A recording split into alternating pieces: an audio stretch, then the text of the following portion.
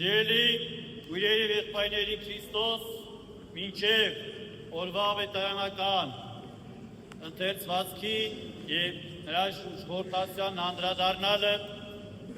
առիգիտություն բոլորիդ ուզում եմ հայտնել, որ տարին մոտենում է ավարտին և ունենք ժամանակացույց պատարագների։ Ըստ այդը Ամանորի գիշերը 24:00-ին մենք բոլորս հավաքվում ենք եկեղեցում տարին ավարտելու, հին տարին ավարտելու և նոր տարին սկսելու աղոթքով և կատարելու նռնորեքի արարողությունը։ Խնդրանքս է, հորդորս է, դուք ևս ձեր աղոթական ներկայությամբ լցնեք այս տաճարը և ինչպես ասեցի, տարին ավարտենք և նոր տարին սկսենք աղոթքով, որովհետև ինչպես ժողովրդական խոսքն է ասում, տարին ինչպես սկսում ես, այնպես է շարունակվում է։ Եթե պիտի սկսենք հոգևոր աղոթական վիճակով, վստահ եմ այդպես էլ պիտի շարունակվի ամբողջ տարին։ Հետայդու ամսի 1-ին, հունվարի 1-ին, ժամը 10:30 կրկին ունենք պատարագ, որից հետո բնականաբար ամսի 4-ն է, Կիրակի նորից ունենք պատարագ 11:00-ին, ամսի 4-ից հետո ամսի 5-ին ճրագալույցի պատարագն է, որ սկսելու ենք 17:00-ին և նայից հետո արդեն Սուրբ Ծննդյան պատարագը 11:00-ին, որի ավարտից հետո կլինի ջրօրյա ծառայությունը և ամենավերջում մեռելոցի ննջեցյալների հիշատակության պատարագը ամսի 7-ին կրկին 10:30։ Սա ժամանակացույցն էր մեր հետագա արարողությունների և որպես հավելումը խոսքի սկզբի պիտի ունենանք նռնորեք և նորից խնդրանքս է և հորդորս է ձեր համեստ մասնակցություն ունենաք ոչ միայն ֆիզիկական ներկայությամբ, այլ նաև հեռու անելով ձեզանից սպառողի հոգեբանությունը ձեր փոքրիկ ներդրումով։ Էլ ավելի լցնեք մեր նռները, որ պիտի օրնենք։ Այսքանը որպես առիգիտություն։ Հանուն Հոր և Որդու և Որդուին Սրբո, ամեն։ Շարքեցեք դրանք մինչև ես գամ։ Այսպես դիմեց օրվա ավետարանական ընթերցվածքի մեջ Տերը իր ծառաներին։ Այն ծառաներին, ում յուրաքանչյուրին տվեց մեկական մնաս և ասեց, ես գնում եմ ստանալու իմ արքայությունը։ Բայց դուք որպես ծառաներ ստանում եք ամեն մեկը հավասար կերպով մեկ մնաս։ Շարքեցեք դրան, մինչև ես գամ։ Այս պատվիրանն էր, այս հրամանն էր, որ տրվեց ծառաներից յուրաքանչյուրին հավասար մեկ մնասի հետ միասին։ Եվ Քրիստոս մինչ կմտներ Երուսաղեմ, Զաքեոսի տանը հյուրընկալվելուց հետո պատմեց այս առակը։ Ինչու։ Այս առակը թվում է շատ նման է մեկ այլ առակի, տաղանդների առակի, բայց ի տարբերություն նրա այս առակը հենց այնպես Քրիստոս չպատմեց։ Այս առակը իր խորը հիմքեր ուներ այդ ժամանակաշրջանի հրեաների մեջ, որտեղ նույն այդ ժամանակաշրջանում պատմական դեպքեր էին տեղի ունենում Երուսաղեմում, որը հուզել էր ամբողջ հրեա ժողովրդին իրենց Հերովդես, թագավորի որդին Արքեղայոսը գնացել էր Հռոմի կայսրից հաստատում ստանալու իր թագավորական իշխանության եւ հրեաները մարդիկ էին ուղարկել կայսեր մոտ, որպեսի չհաստատի չեղարկի, որովհետև չէին սիրում Արքեղայոսին իր դաժանության համար։ Ահա Քրիստոսի պատմած առակի սուժեն հենց այստեղից էր, այս պատմական դեպքից էր։ Եվ ինչպես այսօր մեզ հուզում է ցանկացած բան, որ տեղի ունենում մեր հասարակության կյանքում, նույնպես էլ այն ժամանակ հրեաները ալեկոծված էին այս դեպքերով եւ Քրիստոս հենց այս դեպքի օրինակով կառուցեց այս առակը եւ իր ասելիքը փոխանցեց ժողովրդին, որպես շարունակություն այս ալեկոծության, եւ Քրիստոս մոտենում էր արդեն Երուսաղեմին, հրեաները կարծում էին, թե Քրիստոսի մուտքով Երուսաղեմ այս ալեկոծության վերջը պիտի դրվի, որովհետև ահա գալիս է Մեսիան, Քրիստոս է այն Մեսիան, եւ Քրիստոսի մուտքով դեպի Երուսաղեմ պայմանավորված էր շատ բան։ Հրեա ժողովրդի սպասելիքները։ Եվ այդ է պատճառը, որ հետագայում Քրիստոս ոչ թե ձիով գործեց, որպես ազնվական, որպես թագավոր, ինչպես սպասում էին հրեաները, այլ էշով, որ լրիվ հակառակն է իրենց սպասումների ցույց տալու համար, որ այն ինչ որ դուք սպասում եք, այն ինչ որ դուք ուզում եք չի լինելու, որովհետև ես դրա համար չեմ եկել։ Ես չեմ եկել ֆիզիկական հեղափոխություն անելու, այլ եկել է մարդկանց հոգիները փոխելու։ Սա է Քրիստոսի պատգամը, թե այս առակով, թե հետագա իր քայլերով։ Եվ այս առակը հենց կոչված է նրան այն դեպքերից, ինչից որ տառապում են, ինչից որ մտահոգում են հրեաները, հենց այդ դեպքով բացատրեց իրենց, իր ասելիքը։ Եվ հենց այս առակի մեջ Քրիստոս ցույց տվեց այն ամենը, ինչ պիտի կատարվի, եւ այն ամենը, ինչ մենք պիտի անենք։ Երբ նայում ենք, առ այսօր է, չնայած այդպես է, աշակերտները Քրիստոսի խաչելությունից հետո տարակուսանքի մեջ էին։ Իսկ ինչ պիտի լինի հիմա, երբ այլևս մեզ հետ չէ, ինչ պիտի անենք մենք, որովհետև թագավորը, ինչպես առակում է ասում, գնացել էր իր արքայությունը ստանալու։ Քրիստոս իրենց հետ չէր։ Եվ Քրիստոս յուրաքանչյուր աշակերտին, ինչպես մեզանից յուրաքանչյուրին, տվել է հավասար գիտություն։ Այնպես չէր, որ որևէ մեկին ավելի շատ բան էր բացատրել։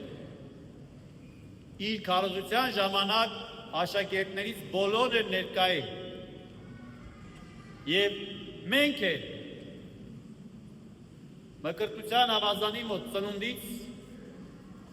յուրաքանչյուրս ինչպես ավետարանական առակում ստանում ենք հավասար շնորհներ Աստծուց, ինչպես առակում Տերը հավասար մնացներ տվեց, ամեն մեկին մեկական մնաց տվեց, այնպես էլ մեզանից յուրաքանչյուրին Աստված արդար կերպով է պարգևում։ Եվ պարգևելուց հետո է պարտադիր, շեշտում է, շահարկեցեք դրան, մինչև ես գամ։ Եվ այստեղ այլ հարց է, թե մենք կամա, թե ակամա,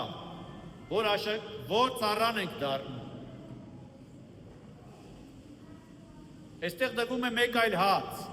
ինչ ենք անում մենք այն շնորհները, որ մկրտության ավազանի մոտ ստանում ենք, մկրտության։ Ամբողջ այս առակը, որպես մի կյանքի պատմություն, երբ բացում ենք գալիս է մեր աչքի առջև մեր իսկ կյանքի պատմություն։ Այս առակում խոսում է Տիրոջը հավատարմության մասին։ Այս առակում խոսում է մեր ծուլության և անգործության մասին։ Այս առակում խոսում է Տիրոջ հավատարմության գնահատելու մասին։ Այս առակում խոսում է Տիրոջը անհատապես ճանաչելու մասին։ Այս առակում ի վերջո խոսվում է մեր հետագա անելիքների մասին։ Նայեք, երբ ժամանակը հասնում է, Տերը գալիս է իր ծառաներին ասում է. եկեք տեսնեմ ինչ եք արել։ Հաշվետվություն է պահանջում։ Սա որևէ բան, որևէ մեկից չի հիշեցնում արդյոք, որ պիտի գա օրը, երբ նույն բանը պիտի մեզ ասեն։ Լավ երկրի վրա չէ, գոնե երկնքում պիտի ասվի, պիտի հնչի այդ բառը, եկեք տեսնեմ ինչ եք արել։ Այն կյանքը, որ պարգևել եմ քեզ, այն կյանքը, որ տրվել է քեզ, ինչ ես արել։ Եվ պիտի սկսի հաշվետվությունը։ Ինչպես ծառաներից յուրաքանչյուրը ամեն մեկս այն ինչ որ արել է պիտի դնի Տիրոջ առջև։ Ոմանք լավ, ոմանք վատ, եւ այստեղ առաջ է գալիս երրորդ ծառան, որ ասում է. գիտեմ, որ դաժան ես, դրա համար քո վախից ոչինչը չեմ արել։ Բայց չէ որ նույն իր հետ ծառայողներն են, նույն տայն ծառայողներն են, իր պես ծառաներ են, այդ մյուս երկուսը, ինչ է նրանք չէին վախենում։ Թե նրանք ավելի լավ էին ճանաչում եւ այդ վախը, թվացյան վախը, պատճառ եղավ ոչ թե անգործության, այլ ավելի եռանդով աշխատել։ Իրականում, ինչպես ասեց Տերը իր ծառային, ասեց, եթե մտածում էր, որ այդքան դաժան է, ապա միթե այդ վախը քեզ գոնե մինիմալ պատճառ եւ առիթ չեղա, որպեսզի այդ գումարը առանց որևէ բան անելու, էլի մնաց ծուլության մեջ, էլի ոչինչ մի արա, այդ գումարը վերցնու տուր դրա մշակողներին, դու ոչինչ մի արա, ոչ տանջվի, ոչ մտահոգվի, իրենք քո փոխարեն ամեն ինչ կանեն, բայց երբ օրը գա, գոնե կբերես կասես սա եմ արել։ Միջ այդ վախը չստիպեց, որ դու դա անես։ Այնինչ մյուս երկուսը ոչ թե վախից էին արել, այլ ճանաչելով իրենց Տիրոջը, ձգտել էին էլ ավելի բարձրանալ իրենց Տիրոջ աչքին, իրենց աշխատանքի արդյունքում։ Եվ այս ամենը երբ տեղափոխում ենք մեր կյանք, նույն բանն է։ Մկրտության ավազանի մոտից երբ դառնում ենք որդեգի, երբ դառնում ենք ժառանգ Քրիստոսին, մենք սկսում ենք Աստծուն ճանաչելու պրոցեսը, անհատապես Աստծուն ճանաչելու պրոցեսը։ Երբ անձնապես չենք ճանաչում Աստծուն, այդ կողքից լսած պատկերացումներով ենք սկսում ճանաչել, օրերից մեկ օր մեզ բռնացնում ենք այն մտքի վրա, որ մենք Աստծուց վախենում ենք։ Եվ այդ վախը սկսում է մեզ ավելի վանել Աստծուց։ Այդ վախի պատճառով մենք հեռանում ենք Աստծուց։ Այնինչ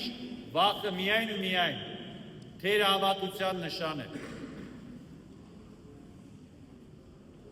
Երբ սկսում ես անձնապես բացահայտել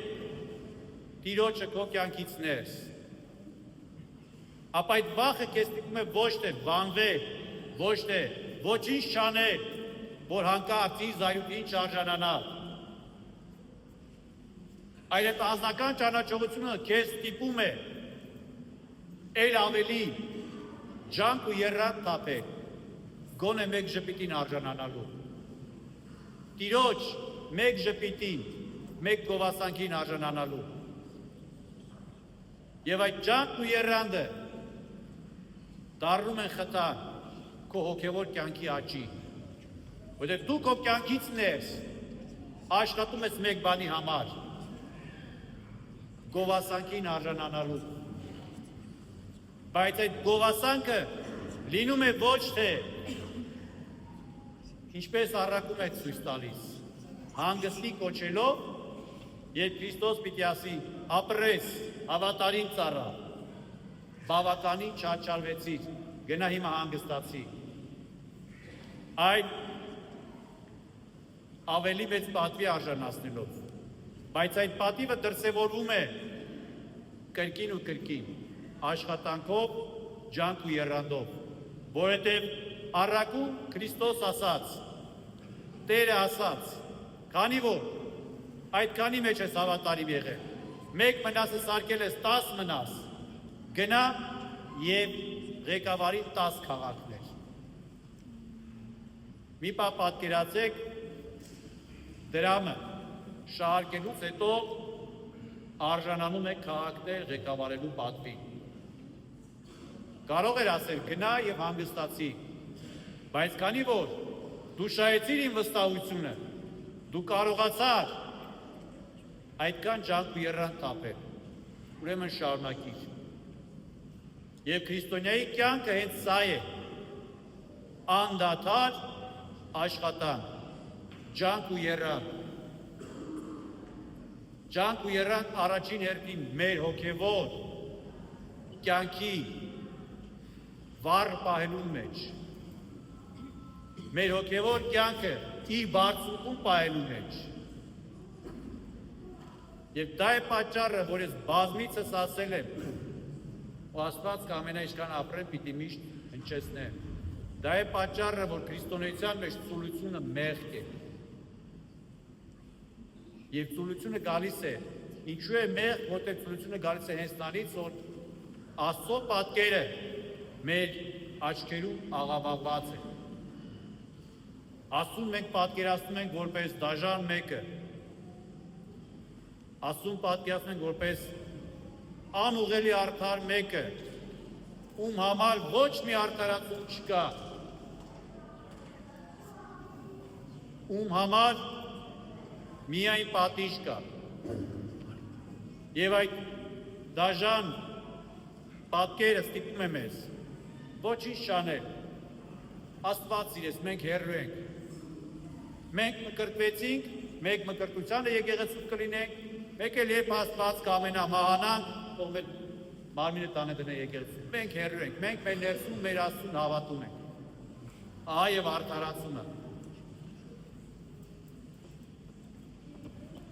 Բայց ինչպես ավետարանն է ցույց տալիս, այդ նույն մարդկանց է հատուցում կա։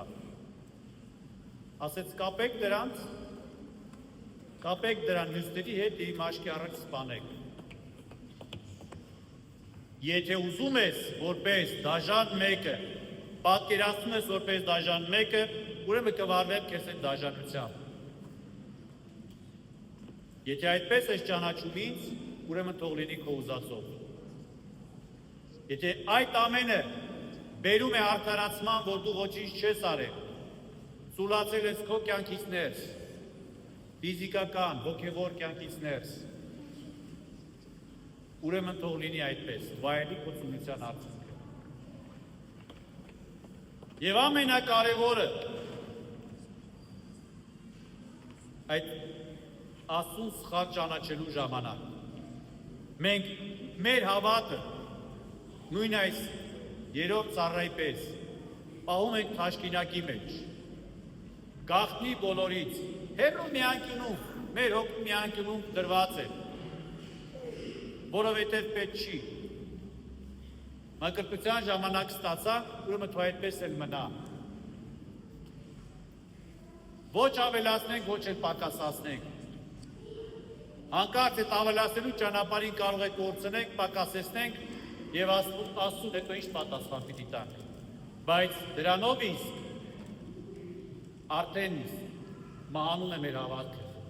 որտեղ հավատքը առանց բարի գործերից սնվելու դատապարտված է մահվան, առանց գործական քայլերի հավատքը կամաց մեռնում է։ Եվ երբ մենք թաշկինակի մեջ անթեղում ենք մեր հավատքը եւ հեռու մի անկյունում պահում, չսնելով բարի գործերով, չսնելով աղոթներով, քրիստոնեական բարեպաշտություններով այդ հավատքը օրերից մեկ օր պիտի հայտնաբերենք, որ մեռած է։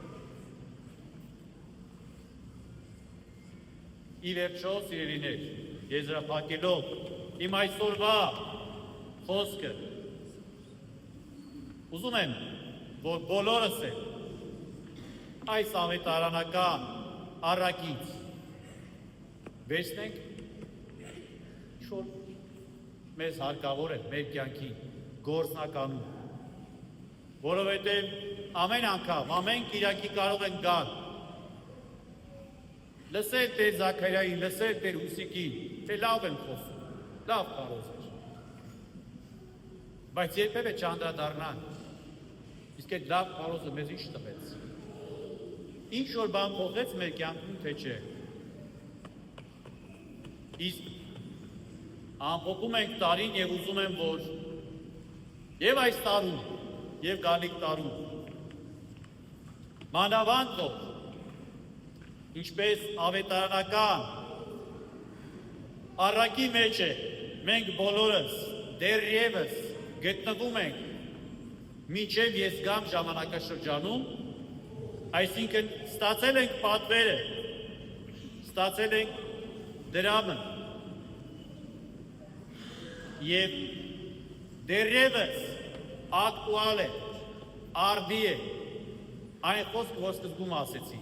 շարքեցեք դրան մինչև ես գամ։ Այսինքն Քրիստոսի այս պատվերը գործում է դեռևս և այս կոչը բոլորիս է ուղղված։ Ուրեմն մենք բոլորս պարտավոր ենք աշխատելու և շահարկելու, ամեն մեկս մեր հնարավորության սահմաններում, ամեն մեկս հավատարիմ մնալով մեզ վստահված մեր տեղի, մեր դերին, մեր դիրքի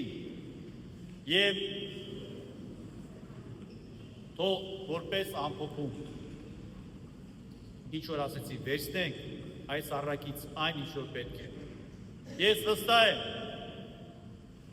բազմից է եղել, որ չգիտեմ, մեր հոգու խաղաղության, մեր հոգու հանգստության համար ինչ որ բան ծրագրել է, մեկին օգնենք, ինչ որ մի բարի գործ անենք, բայց ինչպես միշտ լինում է, ինչ որ հանգամանքներ խանգարել է։ Թող այսօր լինի հենց այն օրը, ոչ խանգարել, ոչ մի հանգամանք։ Այսօր լսելով այս առակը գնանք և ավարտին հասցնենք, որպեսզի երբ գա ժամանակը գոնե մեկ բան ունենանք ցույց տալու Տիրոջն ասելու, որ կիրակի դեկտեմբեր 28 պատարագից հետո ավարտին հասցրեցինք։ Եվ սա կլինեն ամենագործնական քայլը, ամենամեծ ձեռքբերումը, որ կարող ենք ունենալ։ Եվ որ մինչև տարվա ավարտը հասցնենք իրականացնել այս քայլը, շնորհակալություն հայտնենք Աստծուն ասելով, որ շնորհակալ ենք քեզ Տեր մեզ վստահված բանկերների համար։ Շնորհակալ ենք, որ տվեցիր մեզ քաջություն և սեր, որպեսզի չվախենանք։ Շնորհակալ ենք, որ բացեցիր մեր աչքերը, հոգու աչքերը, տեսնելու քո իրական պատկերը, քո իրական դեմքը, որն այնքան է վախենալու չէր, Եվ այդ ժպիտը մեզ պարգևելու համար, որ դրդեց մեզ ավարտին հասնելու այն քայլերը, որ բազմաթիվ անգամ հետաձգել են, ինչ որ մեկին օգնելու, մանավանդ հիմա տարվա ավարտ է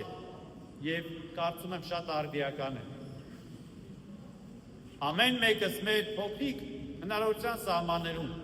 ժպիտ պարգևելու մարդկանց, որտեղ նույն այն Քրիստոսի ժպիտը մեզ բոլորից դրդում է այդ ժպիտը մարդկանց երեսին տեսնել։ Եվ ամեն մեկս մեր հնարավորության սահմաններում ժպիտ պարգևել մարդկանց։ Թող Տիրոջ սերը, շնորհն ու խաղաղությունը ինչպես միշտ բոլորիս հետ լինի, այժմ և միշտ և ավիտյանը Սավիտենից։ Ամեն։ Եվ թող մեզ սաղացակալ ձայն պարբարով անալս մեր անասներ